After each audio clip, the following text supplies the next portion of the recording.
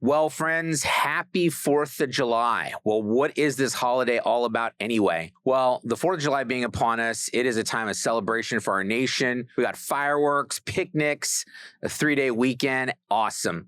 A friend of mine did a recent informal survey, though, and I'm sure that you've seen stuff online where they go and talk to folks, the man on the street types of videos where people are asked about history and, current events and all these different types of things. But what he discovered in his survey is that most people, especially younger folks, don't really know what the 4th of July is all about. And if you don't know, or you've got some sort of cloudy recollection, or you just know it's about barbecues, don't worry, don't knock yourself. Our education system has not been the greatest over the last few decades, and you were probably never given a real good foundational reason to know much about it, except for just memorizing the dates and the people, which is basically the most boring activity in the world. When I was younger, I did not like history at all. But I did a talk, which I had to come up with the reasons why history was important and do a public speech when I was about 15 years old. And just coming up with the reasons why history is important and then selling it to a bunch of junior high school students when I myself was just barely ahead of them. Well, let me just put it this way. It changed my perspective. And I had, on the subject of history, and I had many parents come up to me. What'd you say to my kid? Now they totally love history. So now I've completely 180 degree flipped. I think history is very, very important. But what exactly does the 4th of July mean, and why is it good to know about it? We're going to explore that and a little bit more on today's episode of the Coleman Nation.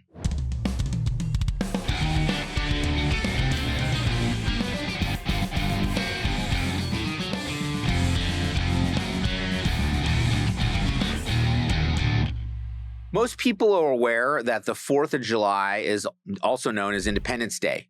But beyond that, when I was talking about my friend, doing this informal survey, what he discovers is that most people don't know why and don't remember, the agonizingly boring history classes, surrounding the 4th of July. I'll start by saying that the reason the 4th of July is called Independence Day is that the Declaration of Independence, which declared the original American colonies independent of English rule, was signed on July 4th, 1776. Now, let's set the stage. At the time, 13 colonies had been established by England, beginning with Virginia in 1607, and by 1752, it included 12 more. These were New Hampshire, Rhode Island, Massachusetts, Connecticut, New York, New Jersey, Pennsylvania, Delaware, Maryland, North Carolina, South Carolina, and Georgia. Many of the people who lived in these colonies had become really upset about British rule. England taxed the American colonists without allowing them any representation at all in the English government. So I want you to think about it. You had to pay taxes, and you did not have a say as to what those taxes were being spent on. Sounds a little familiar today, is that these governments seem to just be wanting to obfuscate the expenditures as they increase our taxes over and over and over again. But anyways, getting back to it, they had to pay taxes. The citizens had to pay taxes only for the privilege of being part of the British Empire. The taxes themselves were pretty low, 1 to 1.5%.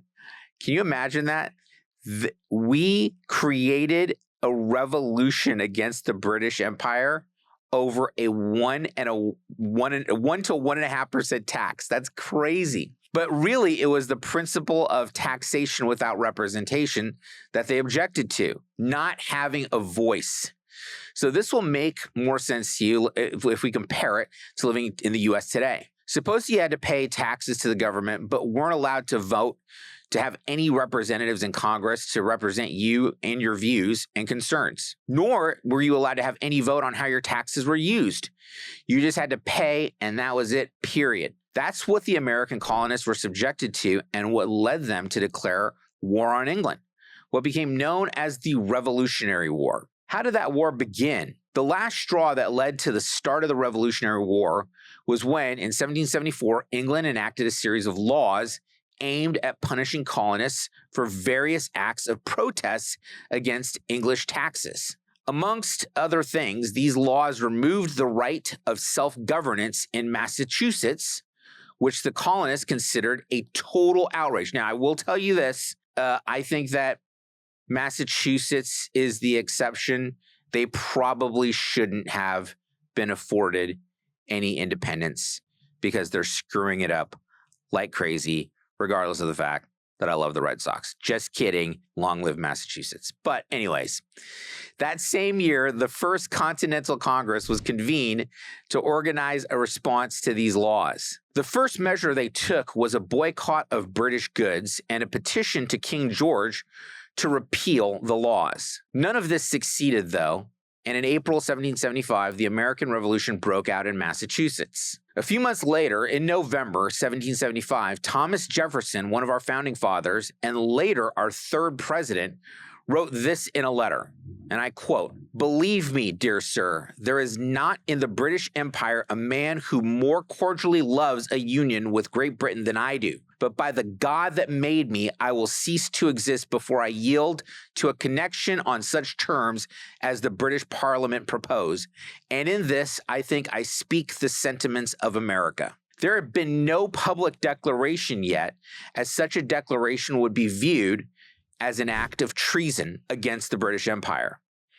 This would be punishable by death. They therefore took careful steps to ensure they knew what they were doing. On June 11, 1776, Congress appointed a group called the Committee of Five, charged with creating a Declaration of Independence. Thomas Jefferson, one member of this committee, was assigned to write the Declaration, which Congress then edited. The Declaration was a formal explanation of why Congress had voted to declare America independent from England. On July 2nd, 1776, 2 days before the Declaration of Independence was formally adopted, Congress passed what was called the Lee Resolution, which established the official opinion of Congress that England had no governing authority over the 13 colonies. On July 4th, the Declaration of Independence was unanimously passed by Congress. Delegates officially representing each of the 13 colonies signed the document, knowing that by doing so, they were committing high treason against the crown. This was punishable by torture and death. The declaration was then publicized, and there was no turning back. By this time, the Revolutionary War had been underway for over a year. Now, I want you to think about the context of this. From the time that Virginia was established, in whatever it was, 1607, this was almost 170 years later. I really want you to kind of think in terms of like a nation that did not exist to being the early stages of an independent, state. It took 170 years. That's crazy to think about that. So let's consider this. At that time, publication of that declaration would be the same as today clicking send on an email. Once you send it, you can't get it back. Or you post something ridiculous on social media and man, it's out there and you're stuck with it. So they were committed for better or for worse. And it's interesting because, the same thing is happening, sort of an infringement on basic human rights and freedom of speech occurring in England and in other countries in Europe right now. It's like they just can't get away from oppressing people against speaking out against things that they disagree with. Anyways, I digress. So an interesting point is that these colonies, after America had declared independence, became known as states. At that time, a state was actually an independent country all to itself. The original 13 colonies considers themselves states independent from one another. They were completely separate countries. Before long, though, in 1777, they became united under a single national government, and the United States of America was born. In 1871, the 4th of July, otherwise known as Independence Day, was declared a national holiday. That is why we celebrate the 4th of July, is because of these fights against an oppressive government that were holding us down from being able to do the things that we wanted to do as a nation. Now, especially in light of recent events, there is another aspect of the Declaration of Independence that we should take up and consider. When my friend was informally surveying people about the meaning of the 4th of July, one of the individuals he spoke to didn't know what it actually meant. but then said, well, it's a white man's holiday. And it's true that recently in some quarters, the 4th of July has been condemned as a white man's holiday because the Declaration of Independence did not address the issue of slavery, which existed in the American colonies at the time. What is almost never pointed out is that when these accusations are made, probably because those making them haven't done their homework, is that Thomas Jefferson, who authored the original draft of the Declaration of Independence, had included a passage that charged King George with creating and perpetuating the transatlantic slave trade. Quote, "He has waged cruel war against human nature itself, violating its most sacred rights of life and liberty in the persons of a distant people who never offended him, captivating and carrying them into slavery in another hemisphere,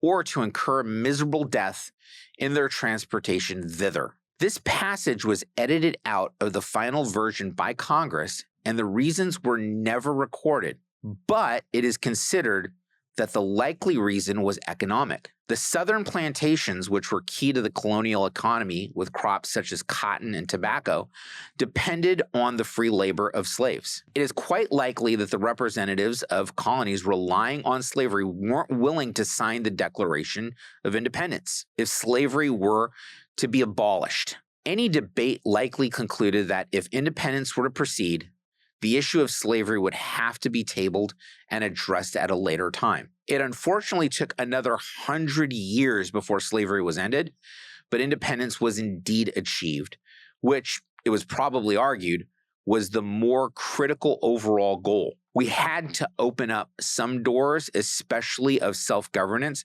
before we could start to excise a terrible idea such as slavery and get it completely removed from our country. There's much more to learn about the creation of our country and its origins, and it is one of the most fascinating stories in the history of our world. I would recommend to anyone that that before they could criticize our forefathers and just dismiss these events out of hand, that they dig in and find out about what these people faced and what they were going through.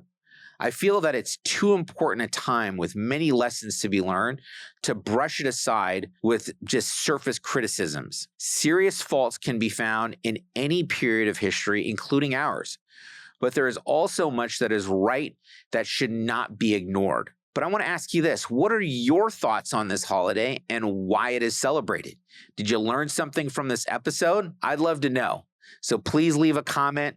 Make sure you give me your real opinion, as you guys have been very, very apt to do. Also, if you enjoyed this episode, please like it and subscribe, and click the bell to be notified of new episodes as they come out. Thanks for watching, and we'll see you the next time on the Coleman Nation. Happy 4th, everyone.